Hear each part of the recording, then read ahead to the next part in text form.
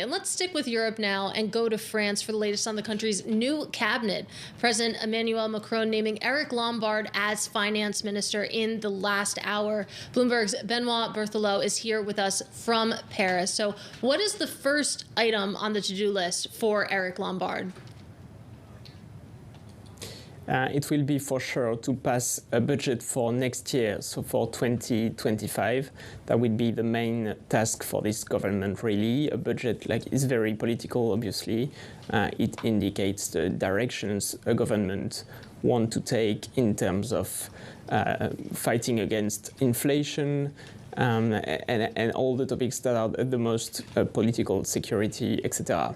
Now, the budget for next year hasn't been approved so far, and since Emmanuel Macron has been dissolving the assembly this summer and taking down the assembly, he has no majority, no clear majority in parliament. There are three forces: the far left, the far right, and a centrist bloc.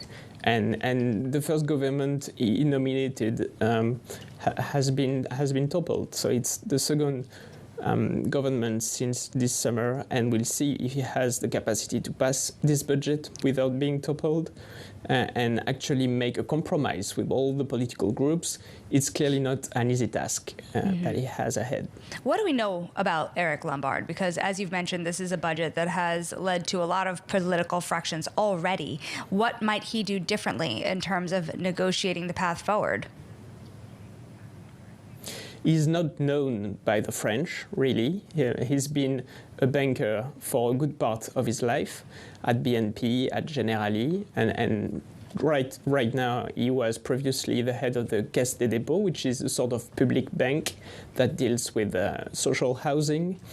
He could be seen as a left-wing figure. He's been with socialist governments before, but still someone who's very plugged in the economy, and he wants a responsible finance. He wants to finance the fight against climate change.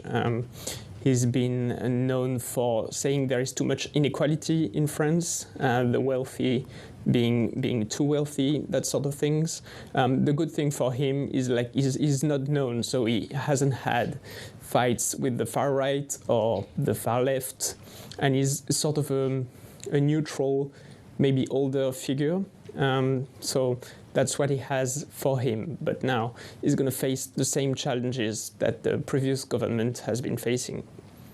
And, okay, so we're getting part of the new cabinet here. Eric Lombard, obviously named just this morning. What else should we be keeping an eye on?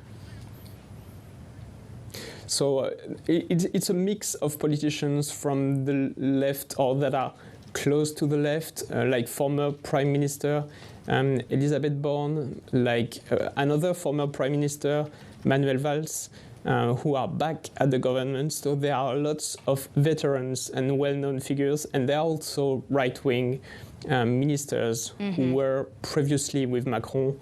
Macron has been known to be, as he said, a centrist, taking from all sides and creating a new way to do politics, but it's a lot of veterans and personalities that are well known by the French. So it doesn't give an impression of being a very fresh or a very new take on politics, to be honest.